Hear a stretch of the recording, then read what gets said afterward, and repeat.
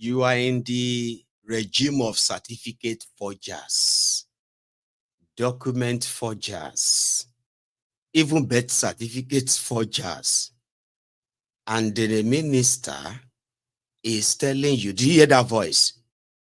He's lying, of course, now. Somebody said he's lying. He's lying. You are right. He's lying, of course.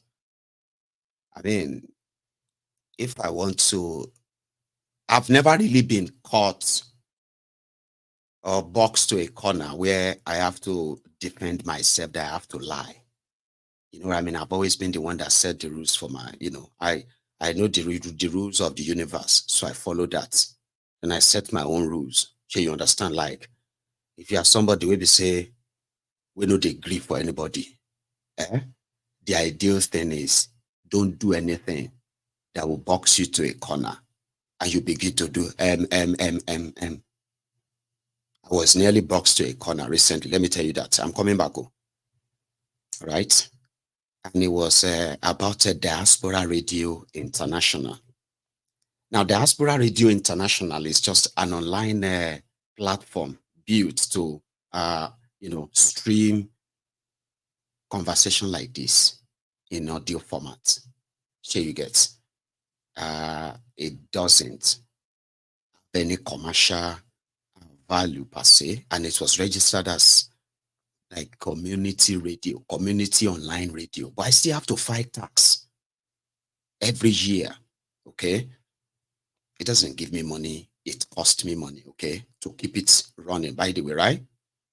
However, I have to cough out like 500 pounds to some accountants who are going to check how much money did you get this year. Well, I got 20 pounds from this generous souls. I got 50 pounds from that. Oh, I got 20 pounds from another this. Oh, how much did you get in a whole year? Everything is about 220 pounds. Is that how much you got in the whole year? I said, yeah, that's how much I got as charity. People just want to say hi to me. It's okay, let's have the statement of account. Okay, yeah, there you go. So give them that, pay them. Then I received a letter. The letter said, you did not file your tax return in time. You are now being fined 750 pounds. No, I struggled to give that 500 pounds to that accountant. I'm not paying 750 pounds. No. And you know, in this country, nobody go hold you. Nobody go fight you. Later go they fight you. You will just realize that you are sleeping, sound asleep, snoring. And before you know it, say, what happened? What happened? I just dreamt that some people were taking my car and they wrote that they are from the courts. You open the window, say, okay, my car is still outside, 3 a.m. in the morning. Now, their letter could they give you that kind of, that trauma and all that. But I was like, no, I'm not paying. I didn't even make 500 pounds from the Diaspora Radio in a year. How would I pay? No, I'm not. So I appealed. Cut the long story short, it took me to court. I'm not trying to act like somebody who is, no. That actually got to me. They took me to court, and the court, I was like, no, I'm not going to go to court because I didn't pay. I didn't file my tax. I didn't pay fine. No, I'm okay. I called the debt company. Hello. I spoke to them and all of that stuff. Okay, I'll pay you money. I'll pay your money. Your money is now 1,100 pounds. 1,100 pounds? But we can put a payment plan in place for you. Okay. How much can you pay? I said, okay, 100 pounds a month. Okay, 100 pounds a month. Then when I dropped the phone, I was like, no, I'm not paying that. They just sent another letter from the court. Okay, because when I said I'm going to pay, the court wrote me and said, we realize that you have resolved with the petitioner or something like that. I can't remember. I have the letter here. And so which means the court case has been withdrawn. So when they waited for me for 5 days, I didn't pay them. The court case came back. Around that time, I've been boxed to the corner. And my voice changed. That's what I'm trying to tell you, right? My voice changed when I started talking to the debt collector. For like 2-3 months, I ignored them until the court paper came and the court day, the day of the court is almost close by. I called them. So I lied that I've not been around. You know what? The problem is that I've not really been around. Just came back to all these letters, all the letters that are pretty much threatening me and all that. I mean, what's that all about? Oh, we are so sorry, Mr. Badero. Yeah, Mr. Badero, we are so sorry, okay? Because that's the way it works, But I've been away. No, I've not been away. I've been ignoring it, ignoring all of them. That's exactly what that minister was doing there. Did you hear that voice? No, I said I resigned. No, I don't even know how to do that. No, I said I resigned 5 years ago. Come on, look at the paper. Look at that document affidavit in your hand. No, you don't talk like that. Come on. That's not how you talk normally. That is how you talk when you are lying. You keep emotion into it. You just pretend to be like, The law says I can have shares, but there is no law that says I cannot have shares. I can just not. Come on, man. You don't talk like that. That's not how you talk. Everybody knows that is not how you talk. It means you are lying. You look at that CTC copy. So, like, shut up, man. You are lying. Who doesn't know the fact that if your wife is the whatever, and suddenly your wife got, she got a consultancy job for the Ministry of Humanitarian, whatever. Your wife be consultant. Which consulting what? What are you consulting? You consult on how to what? To pay people 5,000 naira every month. Come on, man. Who doesn't know? You are lying. Shut up. Anyway, that's his own defense.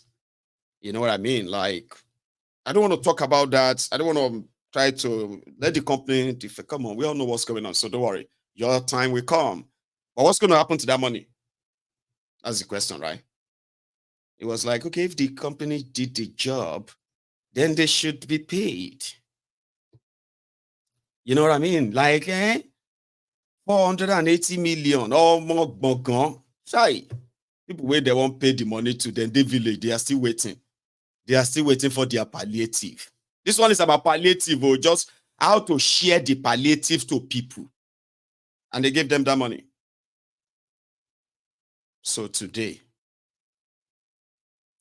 Betta Edu has been thrown under the bus. Seriously, go and look at the media right now. Betta Edu. Some are saying justice for Betta. Because I mean, why? What did she do? Gogono. Like she stole their billions with other people.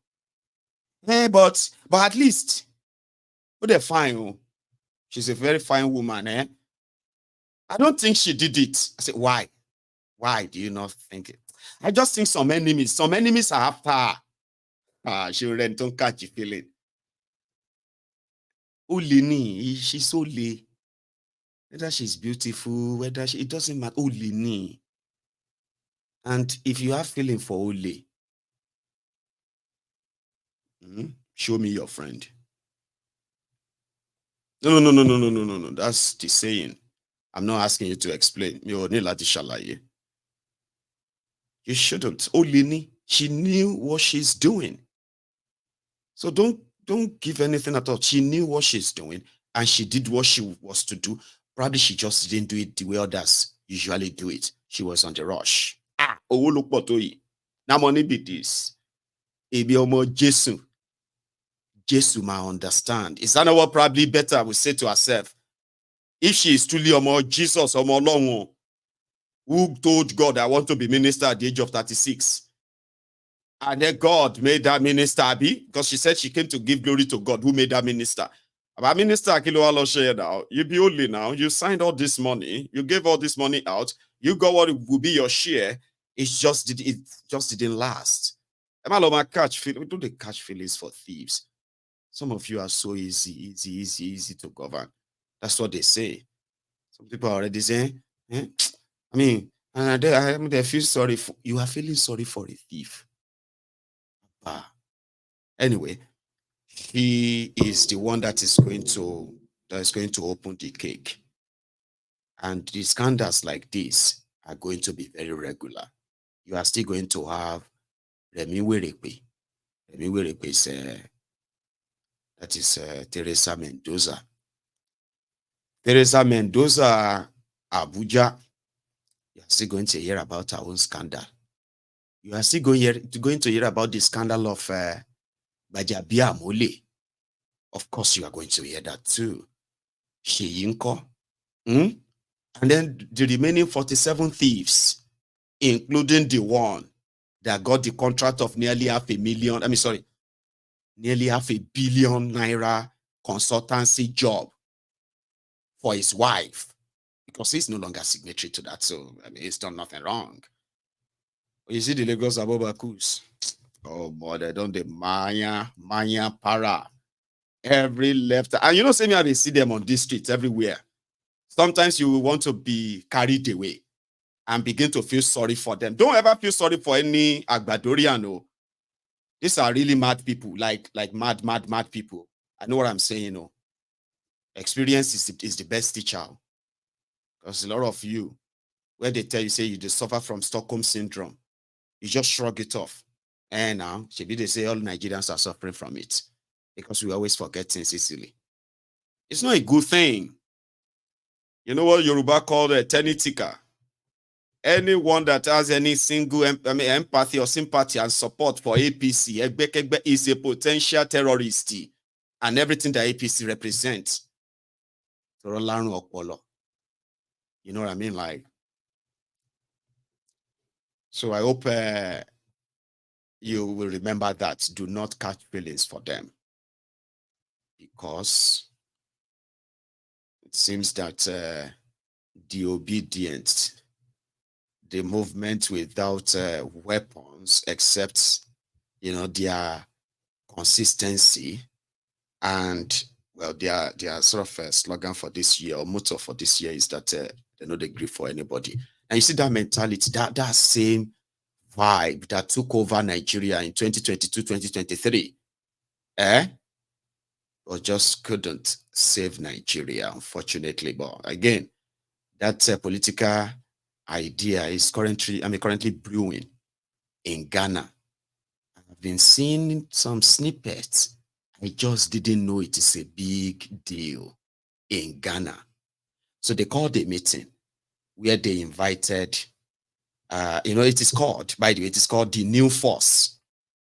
So Ghanaians who are watching me right now, in case, brethren, in case if you begin to see the comments that are in support of the cancellation of the convention, invited, that Peter Obi and others were invited to in the comment section, okay? This is me going to explain this to you. Why? You see this you have on your screen is their popular sort of, image. So who is the force? Who is the force? The new force, the new force. So these are like the young people, not just young people, young and old people, okay? In Ghana, like in Nigeria, they have two major political parties, okay? You see, before the party of Akufo-Addo, the one that is current president in his second term in Ghana, before him, I don't know what they are called. I think it's called NDP. What is that? The second political party called? Anyway, just to make it easier for you, because that's not the real thing I want to take you to, okay? Is that the older party was like PDP. They were the ones in charge for a while, and then they got defeated when the tsunami of change swept APC change in Nigeria, was kind of moving. It didn't stop in Nigeria. It went to Ghana. So Ghanaians, like Nigerians, they wanted change. So they brought this guy. Now, This guy that they brought has wrecked Ghana, just like APC wrecked Ghana. I think they are called APC, sir. Yeah, I think they are called APC too. They've wrecked Ghana economy. But one thing is this: normally, it would have been the opportunity of the opposition. I mean, the opposition party, just like it would have been the opposition. I mean, the chance of a PDP in Nigeria. Okay, but from nowhere, a movement just started. They did not want the old party. They did not want the ruling party. They want to go it alone. Okay, to get it, I mean, to rid Ghana of all these career criminals like you have in Nigeria too. And they are gaining prominence, especially among students, young people in Ghana. It's a big thing. I don't know why. NDC, I think, and NPP. You know what I mean? Thank you very much for that. So the young people don't want to go for the NCP. They don't want to go for NPP. They want to go it alone. They want to get rid of. They want to get rid of them. And it's pretty much like, oh, it's a joke like that of Nigeria.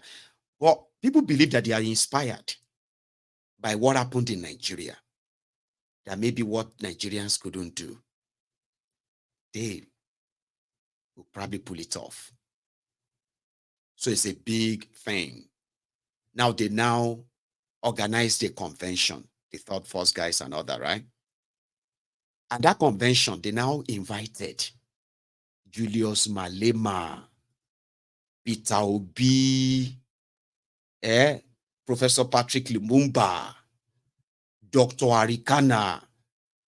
This woman is from Zimbabwe. Professor Lumumba is from Kenya. Julius Malema is from South Africa. And Peter Obi, of course, from Nigeria. So they secured the venue. Everything was fine. You know what I mean? The day approaches. The day was approaching. Everyone was getting set. And they declared the ticket free nationally in Ghana. And all you need to do is just go online and just get yourself a ticket free to come and see Peter Obi, to come and see Patrick Lumumba, Julius Malema in Ghana, supporting the young people who are trying to liberate. Really? Of course, now, Baba, it's not like where you have your Nans in Nigeria. Nans will only go to PDP, APC place where they get paid. And I think it's almost the same in Ghana. Or maybe not. But when it comes to this, it is like unanimous. Everybody wants to see Obi and the rest of them in Ghana. No, Ghana government is not going to let that happen. No. Like I said, all this their third force, new force in Ghana, that is gaining serious momentum and is already winning on their sides. Like prominent people are already joining them. Carnival, this is going to be like a huge carnival. It's going to make a huge impact on that movement between now and December. You know what I mean? And that would be it could cause a serious political damages to the career politicians of Ghana. So here is now something. When we talk about the career politicians of Ghana, they are not sustained by just old people. They also have young people, like you have in Nigeria. PDP have young people who see all these calamities and destruction upon Nigeria, those committed by PDP. But they will tell you, PDP is still the best. Young people, as APC is currently ruining and destroying Nigeria, you still see young people that will tell you, they know what they are doing. They say, all that stuff, right? Like, you cannot tell them otherwise, right? They have them in Ghana too. Those who believe that these people are just time wasters. These are just noisemakers. They are just 4 people tweeting in a room. They are just too few people who are just pure. They don't have electoral value. These are people who have no structures. Just like they told you, obedience in Nigeria. That's what they are telling these people too right now. But things are moving too fast from what I have gathered. So fast that they are no longer calling them noisemakers. Some people are already tagging them terrorists who want to destabilize Ghana. Do you understand that? Is that not what they told you, obedient? PDP said you want to destroy Nigeria. You must not be allowed to gain power. Abi? APC, Egbekegbe said, you want to break up Nigeria. You must not be allowed to gain power. APC and PDP united, and they were scared of you. What did they not call you? The obedient in Nigeria. What did they not call you? They call you terrorists. They call you fascist. They call you all things that you didn't do, even when they continue to harm you, threaten you, arrest some of you. They are doing the same to them in Ghana. So when you see people who are commenting, calling names, for example, when I begin to show to you now what happened in Ghana last night, you may begin to read comment from some certain people who are Ghanaians. They will tell you, we don't want that in our country. Don't come and cause trouble. Go to your country. And they are saying Peter Obi should go to his country and go and do convention there. These are supporters of government. Young people, you will see them soon. Read the comments. Like they do in Nigeria, They said that Malema should go to South Africa and do his convention. He should not come and cause a revolution in Ghana. What they cannot do in their country, they want to come and do it in Ghana. So I'll show you why. Why is that? Somebody asked, why? It's Africa. It is Africa. And when you look at those people who love to cling on to power, and you look at what they have done with the power, you wonder, you have failed your people, but you still don't want to let the power go. Like, what is wrong with you? Now let's go to Ghana. A quick one where the young people, this is the back story. Peter Obi on a flyer. I will spend the last penny to be here.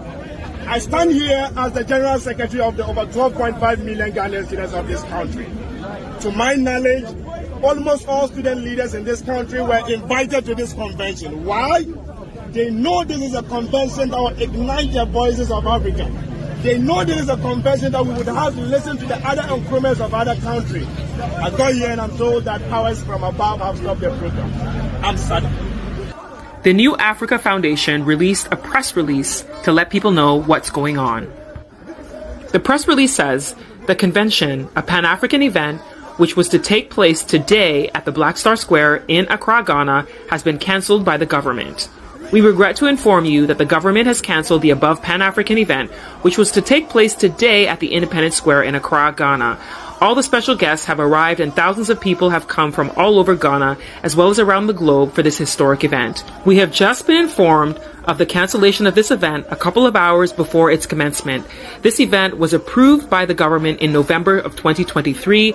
This came as a shock to us and as a devastation to our dignitaries and special guests who flew in from around the world. We at the New Africa Foundation apologize for the inconvenience this may have caused to our audience and the public alike. Please be aware that this situation is and was beyond our control. And that is the official statement in regards to the cancellation. That's it. The power from the above says it can't hold. The moment some of the guests, 90% of the guests were already on ground, except Julius Malema, who is not in Ghana. When the program got cancelled, why would you cancel that? They just want to talk. No, they should not come and cause problem in our country. Are you serious? Your country is already in trouble. And the people that put your country in trouble are telling you that those who says they must leave that place, they want to put your country in trouble. How does that even make any sense? APC, Egbekegbe destroyed Nigeria. Others said, we're going to kind of get you out of this mess. And they said people should be so scared of those who said that. And some people said, yeah, we are going to be scared of you. We are so scared of you. Go away. We are happy with these people. Let them destroy us more. Like, that's the way I see it, right? But young people were fuming. They were angry. Ghanaians, We will be coming to the Independence Square of Ghana on a very sensitive day like the 7th of January to address the youth of this country. A young man by Professor Lumumba coming to Ghana, most especially Julius Malema coming to Ghana, Dr. Arikana coming to Ghana. I think these are the improvements of Africa. Our Ghanaian improvement is gone, but these are the improvements of other countries. Today they are in here to speak to the youth. We get here and we realize that the program is cancelled. We were invited as student leaders of this country. All mother unions of this student of Ghana here were invited. The University Student Association are invited. Member institutions are invited. The National Union of Ghana Students is invited. People have moved from Navrango, people have moved from our student leaders to listen to these great people. We get here and we are told that the program is cancelled. Why? What are they going back home to speak about Africa? I know definitely Lumumba is going to speak on media. We will listen to Lumumba. I am sad. I don't know what is the reason behind, but we are sad. We are bitter. We are pained. It is very sad. What cue should the African youth take from this?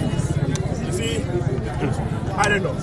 The important thing is that I would have been able to answer this question properly if the forces behind the cancellation of this program was known. I don't know. But I am sad.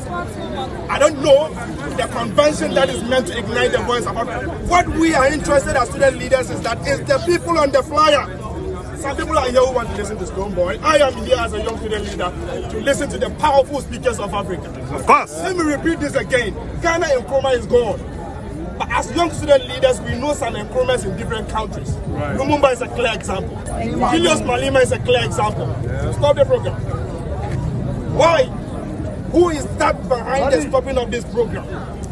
Student. Just the last minute, the Ghanaian government has to cancel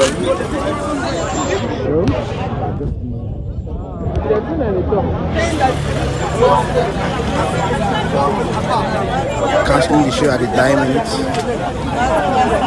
to see how wicked African politicians are. Ghana, prepare yourself. You must be violent against this country. I want an explanation why the program is cancelled. Why the program is denied. Why we are denied. It's not cancelled by the organizers. Let that be made clear. There's a message going on around. There's a messages going on that the program has been cancelled.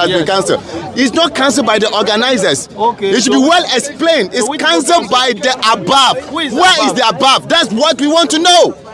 We have come from far and near. People have come from South Africa, from Zimbabwe, from Nigeria, from Togo. They are all here just because of this program. People have come all day from all over for us to get here, and we are denied. I came here around 2 o'clock. 2 in the afternoon. 2 in the afternoon. Almost 8 o'clock. I was here. Charlie, what happened is that Ghana leaders, they are a disgrace to the country. Why? They are a disgrace to us. How can you stop us from having such a program like this? Do you know what the program is about? Yes, it's about igniting, it's about leadership, development, and empowerment. Okay. You are empowering leadership in Africa. Okay. You understand? So if you look at this program, this December, last year December, Davido, Shatawale, Sagodia, all of them, those foolishness, they allow them. Okay. The one way go empower Africa, they said they don't go do. Correct. So we get empowered. Last year, American Vice President, when she came here, this woman, when she be American, you gave her the platform to come in. So around Africa, I want Julius Malema to preach Julius Malema, giving the Vice President, the U.S. Vice President, I want Julius Malema speak on Okay, so how many people are supposed to speak? You understand? Like 4 people. Okay. Like 4 people. All these people are freedom fighters in Africa. Okay. And you are saying we should, this youth, this generation youth, we should all the time rely on MPP, NDC foolishness. For how long? We will be coming to the Independence Square of Ghana. Is that the reactions? Did that look anything similar? Come on, man. You are a Nigerian. You are watching me now. You want to tell me that did not look similar or kind of familiar to you? It is similar. Like Yoruba will say, "Ebi gbogbo lo ti n ko adìyẹ alẹ́." I could see some of you say, African leaders, man, that's who they are. And the young people are rising. The young Africans are rising. Somebody said African spring. No, it may not even be called African spring, but if it would, it's going to be a spring. Because people are more conscious now anyway. Like, so they were raging, they were fuming. How could you do this? How could you not want them to talk to us? So Peter Obi and, Professor Lumumba, they had to move to another venue where they finally just said one or two things, because like, it's not going to happen here. And it didn't happen.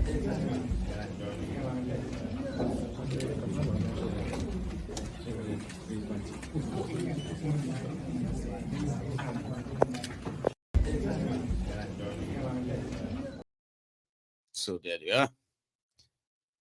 Malema, not not present, okay, but the other three were Dr. Arikana from Zimbabwe, Professor P.L.O. Lumumba from Kenya, and you've got Peter Obi from Nigeria. But from the little that they managed to share with the press before everybody dispersed, right?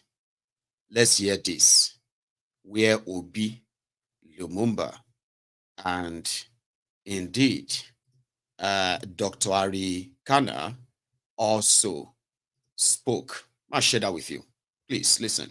The journey of hope continues apace, not only within the continent of Africa,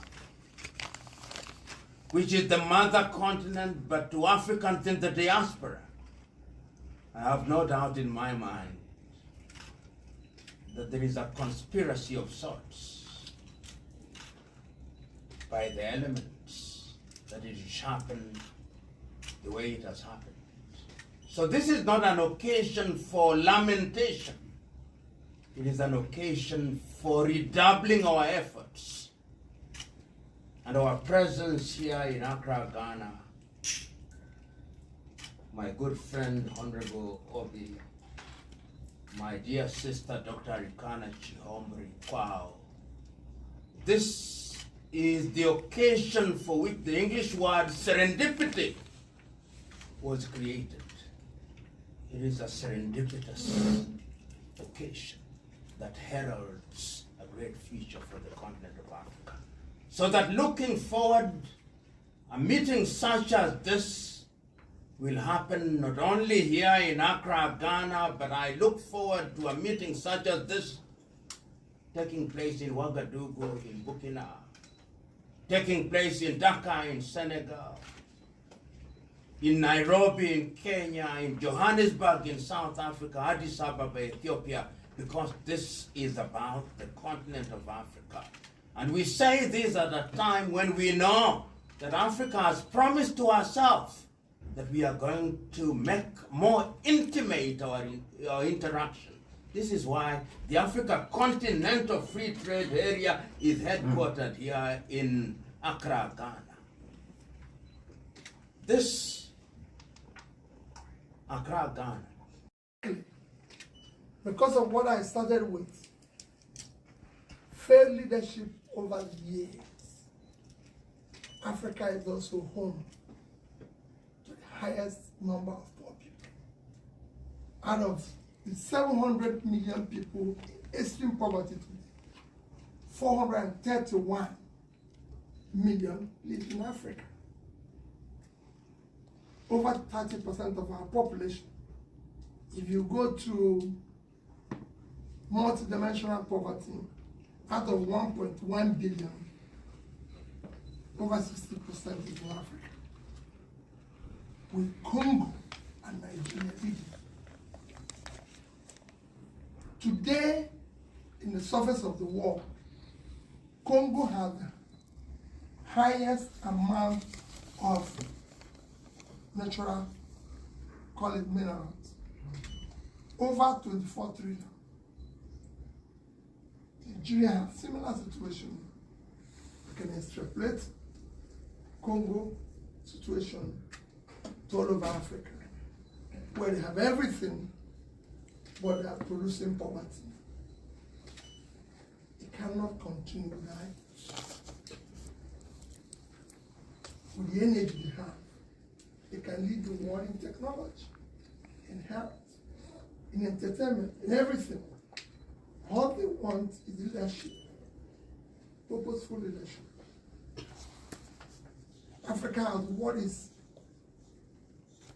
look at its wealth, resources, shamelessly stolen, put in private pockets. Cannot continue. So we're just here to continue conversations, not about any country, anything, but talking to the youth, invest in education. But we're providing for tertiary institution scholarship, 5 billion in our budget. And we have 6 billion to do car park for legislators. Is that a fault? Not a sort of colonialism. So let's talk about that. All this. You know, so this is where we start. We don't have a national library. As a country, the #1 country in Africa. Our national library was awarded in 1995. And it's being built to today. But our legislators are providing 3 billion to buy books for their own library. This is not issue of colonialism. It is issue I want us to start dealing with our problem. I don't believe that at this stage anybody is the problem of Africa except Africans themselves. And I want the youth to start dealing with the issue head on. And that's where I start. I don't believe I've traveled all over the world and by infinite mercies of God, I mean, with my own background as a trader, passed through certain schools where I claim not being a professor, not being a doctor, but I claim to be an alumnus of some good schools. And I said to them, I don't believe there's any white man, there's any yellow man, there's any red man who is more intelligent than I am, or any African is. We are children, we can compete. Africans can compete with anybody and do better. But we need this leadership. Fair leadership. So, they couldn't really present their views to the larger audience as planned. However, he made a point. Just like Professor Lumumba as well, they made points. However, the ruiners of Africa, they don't give a fuck. That's the problem. And the people may not even understand that the criminals don't give a shit about anybody. If you want it, you have to take it. That's what Tifnubu did in Nigeria. You have to grab it and snatch it. You want your liberty, your freedom, your development, your growth. Equal redistribution of your wealth, your commonwealth. Come on. You're not going to be speaking nicely and kind of, jollily with these rogues. They don't deal that way. We don't do that here. That's what they'll tell you. But people are getting there. The first part is to understand that you are in trouble. The second one is to be willing to want to get out of that trouble. You see the rest, you're going to get them along the way. We will get there. That's what people say. So, I think Obi left Accra probably this morning or last night. And he was seen somewhere in Nigeria today where he was having a chat with some group of group of 2-3 guys, pretty much like a tea break or something. And this video popped up. He had this to say. We, the politicians, have turned the country into a gigantic criminal enterprise. And it must be dismantled for it to guarantee future. Corruption kills three things that makes a society. It kills entrepreneurship. Nobody thinks in a corrupt country. So you don't want to create, and entrepreneurship is what changes the society. Because people are thinking, creating wealth. It kills professionalism. Tell me how people will be working hard doing research to be university professors when they're seeing people who have not been in, who are not supposed, who are supposed to look up to them any moment. You see me complain. How do you tell anybody that you buy a car of 160 million naira for a legislator and you pay a professor 400,000 a month? So if the professor decides not to eat, not to do anything, but to save his money, annually he will save maximum 4.8 million naira, call it 5 million. So if he saves his money for 30 years without eating, without doing anything, he will not be able to buy the car he bought for himself. It is unacceptable. You must be so. Typical lobby. And just for the record, okay, because like you can see some of those who have one or two things to say about him, just for the record, he is the only politicians in Nigeria history that is hated for not being corrupt enough.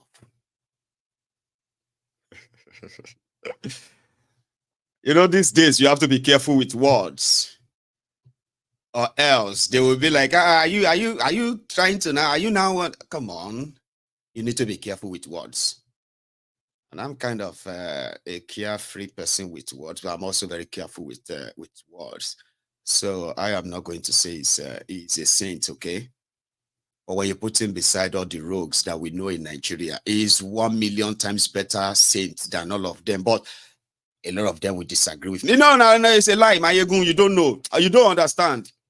He put the state, he bought shares with he bought shares for the state in his family business.